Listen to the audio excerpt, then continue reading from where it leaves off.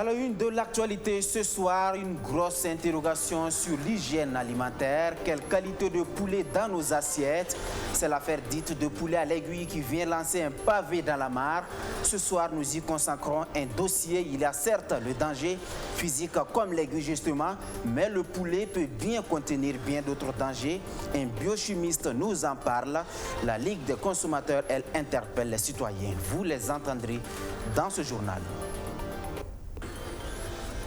Issé Nabré est mort en détention à l'âge de 79 ans. L'ancien président du Tchad qui a régné sur son pays d'une main de fer de 1982 à 1990 est décédé ce mardi au Sénégal où il purgeait sa peine d'emprisonnement à vie. Voilà pour le sommaire. Merci de nous avoir choisis. Bonsoir à toutes et à tous. Pour une partie de l'opinion, elle est budgétivore et ne sert à rien comme institution. Mais pour son premier responsable, le HCDS a raison d'exister car elle émane de la volonté des travailleurs burkinabés. Mieux, pour le professeur Jean-Marc Damba, le Haut Conseil du dialogue social a contribué à apaiser plusieurs tensions sociales dans divers domaines. C'est le bilan satisfaisant qui a été dressé devant le chef de l'État ce matin, un bilan soigneusement consigné dans des rapports qui reviennent également sur l'ensemble des propositions faites à tous les acteurs du dialogue social.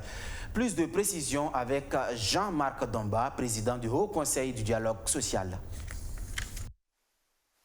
C'est le rapport général donc, des activités du Haut Conseil du dialogue social depuis sa création jusqu'en 2021, c'est-à-dire les 3 ans de fonctionnement. Nous avons également remis au président du FASO un fascicule que nous avons fait concernant la création du Haut Conseil du dialogue social. C'est-à-dire la genèse et comment ça s'est déroulé et quels ont été les principaux acteurs. Parce que il faut couper court à un ensemble de rumeurs qui font croire que c'est le gouvernement qui a décidé de créer l'institution, alors que ce n'est pas du tout le cas. Tous les acteurs du monde du travail, on prépare. Les crises qui ont été résolues, c'est essentiellement les crises dans le secteur du bâtiment et les crises dans le secteur du transport. C'est là où nous sommes intervenus et nous avons pu, disons, apaiser les tensions et même amener, si je prends le cas des transporteurs, les accompagner pour la création de leur fêtière. Nous avons pu donc conduire à bon port ce processus-là. Et nous continuons toujours à suivre parce que la question n'est pas totalement résolue. L'image a été partagée des milliers de fois sur les réseaux sociaux, des aiguilles qui se retrouvent dans un plat de poulet prêt à être consommé. S'en est suivi une vague d'indignation. Le grilleur de poulet s'est même vu suspendre ses activités. Un fait qui remet au goût du jour la grande question de l'hygiène dans nos assiettes. Quelle qualité d'aliments consommer dans ce dossier qui va suivre? Archimède Boy met l'accent sur la consommation du poulet mais aussi du poisson. Les spécialistes parlent de danger à ce niveau. Où est-il situé exactement? Regardez. 2 aiguilles dans l'aile d'un poulet flambé dans un restaurant à Ouagadougou. C'est l'image qui a suscité l'émoi sur les réseaux sociaux. En effet, le 12 août dernier, un internaute publiait sur le réseau social Facebook avoir retrouvé 2 aiguilles dans un poulet qu'il consommait. Au-delà de l'indignation sur la toile, cette affaire pose la problématique de l'hygiène dans nos assiettes. Pour le docteur Raoul Bazier, biochimiste au Laboratoire national de santé publique, le danger est bel et bien dans nos assiettes.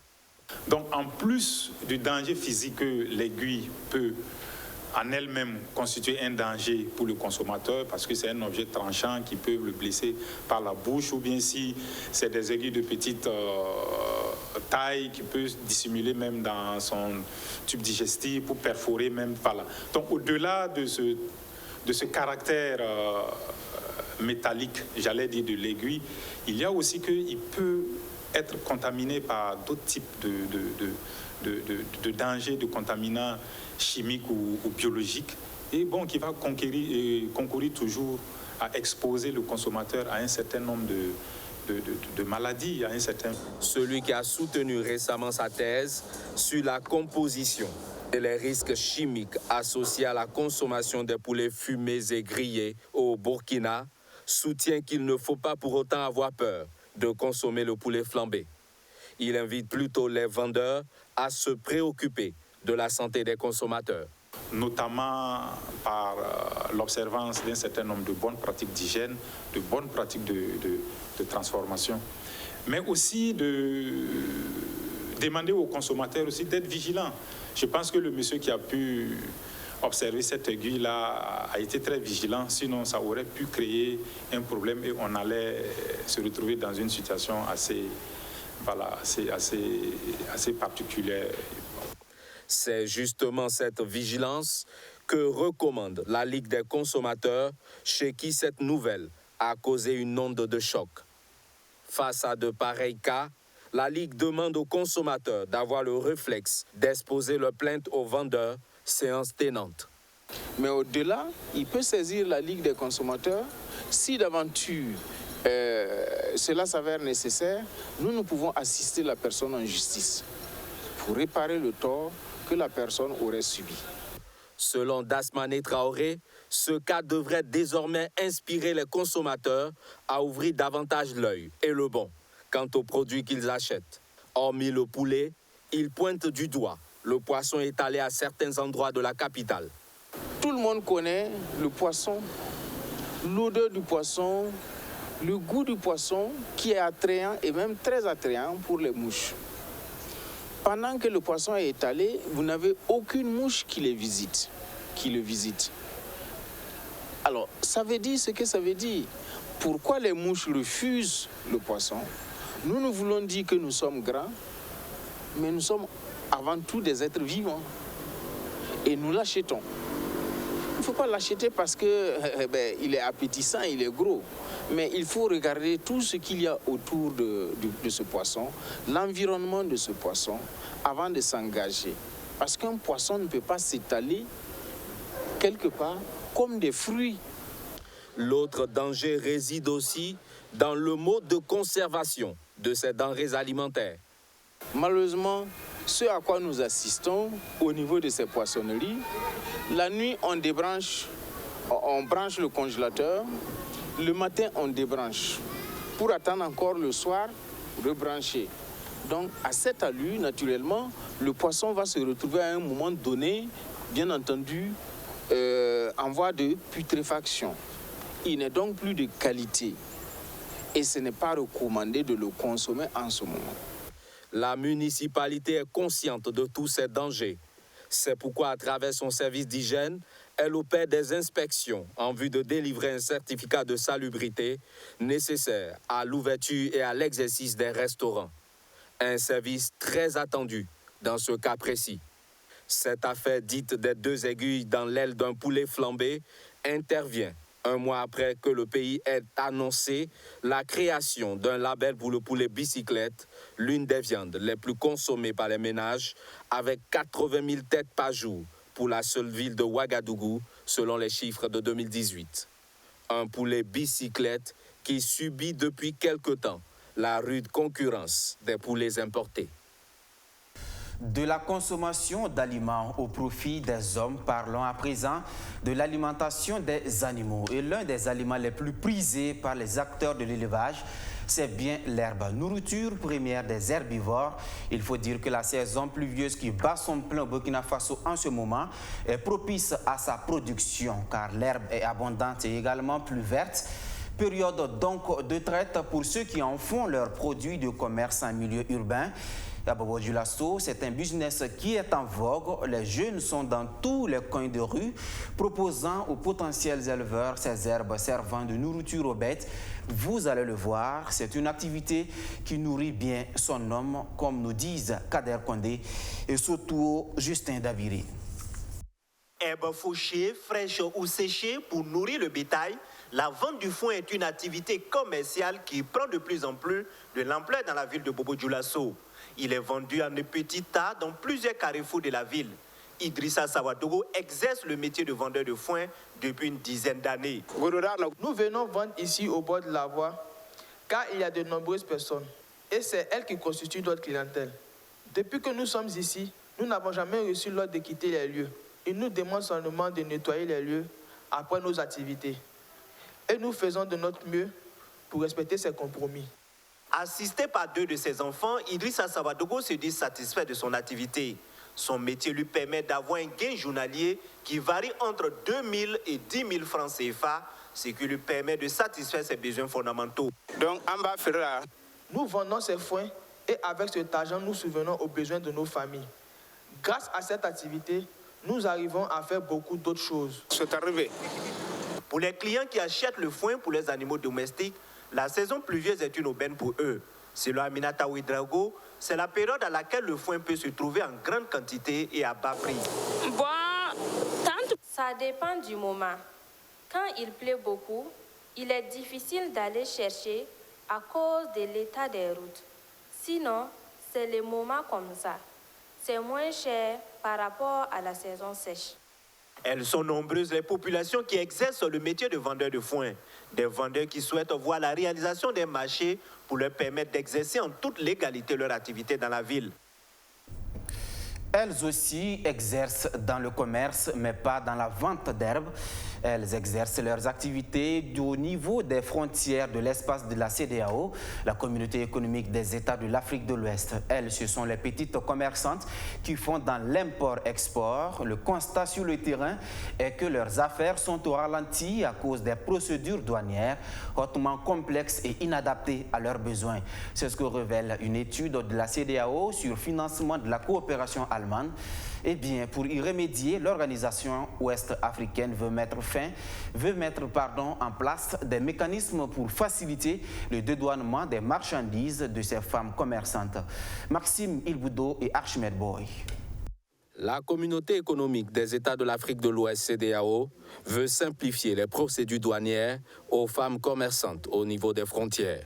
Au cours de cet atelier régional de validation de l'étude diagnostique sur le mouvement des femmes commerçantes à petite échelle, les acteurs concernés recensent les stratégies à entreprendre par la CEDEAO pour faciliter le dédouanement des produits des femmes commerçantes. J'étais un coup d'œil au niveau de nos frontières pour rendre compte que les femmes éprouvent des difficultés importantes pour traverser les frontières, dû au fait qu'il n'y a pas de procédure, de mesures administratives adaptées à leurs conditions.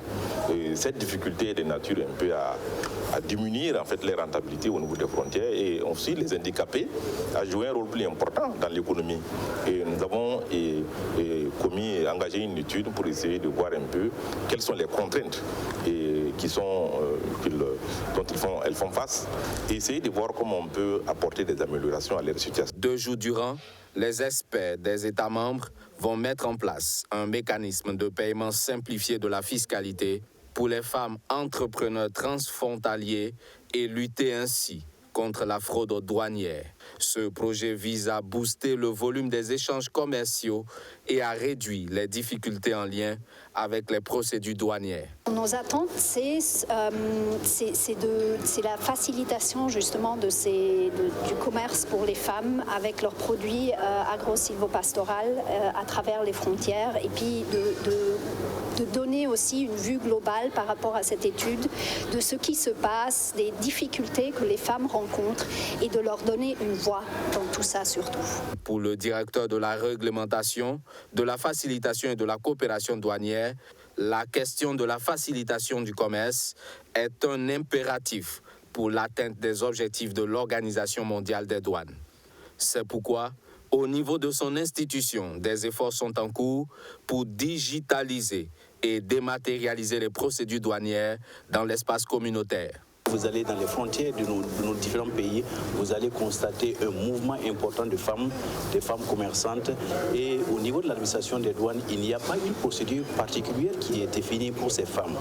La procédure douanière est unique et pour tout le monde. Et nous pensons qu'à travers cette étude, à travers ces concertations, des procédures pourront être définies pour ce type de commerce et pour ces femmes et pour permettre à l'administration des douanes de les accompagner. Selon la Banque mondiale, 70 à 80% des femmes de petits commerces transfrontaliers sont confrontées aux difficultés en lien avec les procédures douanières. Tout comme la GIZ, elle aussi veut se positionner aux côtés des commerçants. Elle exerce dans le commerce général, la formation, le trading, entre autres. Marco Associates SARL a été inaugurée ce 24 août. Une entreprise qui ambitionne bâtir une grande et forte communauté d'entrepreneurs, de commerçants et de travailleurs indépendants. Abdou Aziz Sari. C'est une nouvelle entreprise, fruit de plusieurs années de méditation et de réflexion selon les promoteurs. Ouverte ce 24 août, Marco Associates SARL propose des services en lien avec l'immobilier, la mode et l'import-export, entre autres. L'ambition de cette jeune entreprise est d'étendre ses activités à d'autres domaines tels que la restauration ou encore l'élevage. Et pour y arriver, elle entend recruter des jeunes qu'elle va former dans ces domaines, puis les insérer au sein de son effectif. Une manière pour l'entreprise de lutter contre le chômage au Burkina Faso. Le projet Marco vise justement à former, sinon à créer des entrepreneurs indépendants, mais qui se retrouveront dans la communauté des entrepreneurs. Étant donné que nous sommes en Afrique et nous avons certaines réalités qu'on ne peut pas nier. Donc notre projet, c'est de nous réunir, c'est de nous retrouver. Restaurateurs, je dirais, boutiquiers, vous êtes peut-être un pêcheur, un éleveur, nous nous mettons tous ensemble pour pouvoir créer une communauté très forte qui va nous aider à prendre en charge les besoins spécifiques de chaque membre. Située au quartier Goungé sur l'avenue de l'Entente, l'entreprise Marco Associates SARL est pour l'instant présente qu'à Ouagadougou. Mais Alphonse Guébré rassure que dans les années à venir, le groupe va s'implanter dans les 45 provinces du pays et dans toute l'Afrique. En vue d'atteindre cet ambitieux challenge,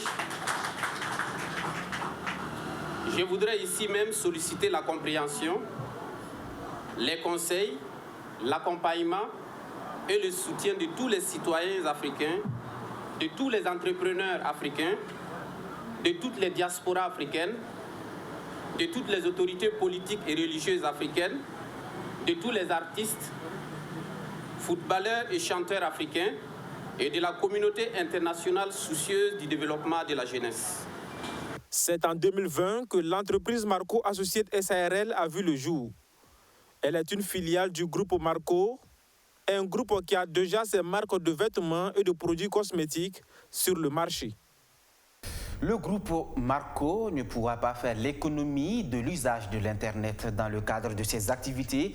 L'Internet occupe donc une place de choix à tous les niveaux de la société.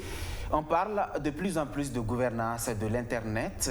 Pour la 7e fois consécutive, des acteurs du numérique se retrouvent. Il est question de former des formateurs de la gouvernance de l'Internet et des systèmes d'information. Justin Amonto. En ce 21e siècle, Internet occupe une place importante dans la société. Au Burkina Faso, l'ONG Initiative TIC et Citoyenneté se veut un moteur de renforcement de capacités de futurs experts en numérique. Avec l'appui du ministère en charge de l'économie numérique, l'ONG Initiative TIC et Citoyenneté débute ce 24 août la 7e édition de la formation des formateurs de la gouvernance de l'Internet, FFGI. Pendant 5 jours, il sera question de préparer les participants à gérer les ressources critiques d'Internet. Ce séminaire de formation a comme objectif d'outiller les experts africains, surtout francophones, pour pouvoir participer à ces cadres d'échange et assurer, comme je l'ai dit, ce qui est important, la souveraineté numérique de l'Afrique et protéger les ressources critiques d'Internet. Cette année, la formation connaît la participation de 18 pays, dont 13 pays africains. Parmi ces pays figurent la Côte d'Ivoire, le Togo et le Burkina Faso. Pour le président du comité d'organisation de FFGI, Internet connaît chaque jour des innovations, ce qui nécessite des mises à jour en matière de formation numérique. L'Internet actuellement est dans tous les secteurs de la vie humaine. Donc avec des changements rapides, ça impose donc qu'il y ait des gens qui soient très informés, très à jour, qui permettent de prendre des décisions rapidement, de manière à ce que notre nation exploite au mieux les opportunités de ces innovations pour construire la prospérité du peuple burkinabé. L'initiative FFGI bénéficie de l'accompagnement de la CEDEAO et de la francophonie, entre autres. La préoccupation de plusieurs nations reste la souveraineté numérique et la maîtrise de la cybersécurité. Restons avec Justin Amonto pour voir à quoi va ressembler la deuxième édition des Jeux d'hiver de Tampuy, cette compétition culturelle et sportive qui permet aux jeunes de l'arrondissement 3 de Ouagadougou d'occuper sainement leurs vacances. En prélude à l'événement, les organisateurs étaient face à la presse en fin de semaine dernière. Plus de précisions donc avec Amadou Diko et Justin Amonto. C'est une rencontre de cadrage entre le comité d'organisation des Jeux d'hiver de Tampuy et ses partenaires. Cette compétition sportive et culturelle va bientôt débuter et verra des jeunes de la capitale s'affronter dans plusieurs disciplines. Basketball, football, handball, danse sont au menu de ces deuxièmes Jeux. Quelques innovations sont prévues par les organisateurs. Pour cette deuxième édition, au niveau du sport, nous aurons quelques innovations. C'est le beach volley qui n'est pas trop connu au Burkina Faso et également le rugby. En plus de cela, nous avons le volleyball, nous avons le handball, nous avons le basket, nous avons l'athlétisme où nous aurons différentes disciplines à l'intérieur. Et également par rapport au village, nous avons deux types de concours où nous allons utiliser des téléphones portables, pas des caméras que nous avons l'habitude de voir, mais des téléphones portables. Parce qu'on aimerait que les gens utilisent les téléphones portables pour autre chose. Nous voulons que les gens utilisent les téléphones portables pour nourrir leur esprit, leurs connaissances, qui seront bénéfiques pour le Burkina Faso. Donc à partir des téléphones portables, nous allons monter des courts-métrages de 10 à 15 minutes qui seront projetés au sein du village, devant un jury que le FESPACO va nous soutenir avec. En plus de ces activités, un village des Jeux olympiques d'hiver est également prévu, avec entre autres des prestations d'artistes et un concours de beauté. Les partenaires saluent l'initiative. Tout d'abord, ce sont des jeunes qui sont engagés, pour promouvoir la paix et la cohésion sociale autour des activités et avec les jeunes. Également, à travers les jeux sportifs et culturels, vous constaterez que ce sont des initiatives que nous pouvons qu'accompagner. Quand on sait aussi que le sport, c'est un vecteur de santé, et pourquoi ne pas accompagner ces jeunes-là engagés pour aussi accompagner la population de Burkina Faso dans le maintien de paix et de cohésion sociale. Placés sous le thème sport, vecteur de paix et de cohésion sociale, les Jeux d'hiver de Tampuy, édition 2021, vont se dérouler du 26 au 29 août 2021 au quartier Tampuy, dans l'arrondissement 3 du Ouagadougou.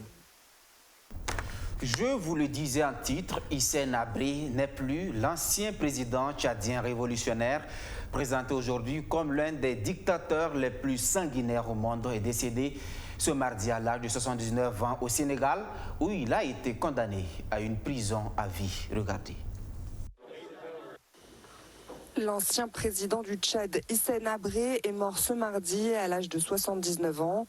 L'ex-dirigeant est décédé probablement du Covid-19 au Sénégal, où il avait été condamné à de la prison à vie en 2016 pour crimes de guerre et crimes contre l'humanité. Après une détérioration de son état de santé en prison, Hissène Habré a été emmené d'urgence dans une clinique privée de Dakar il y a environ une semaine, avant d'être transféré dans le principal hôpital de la capitale sénégalaise.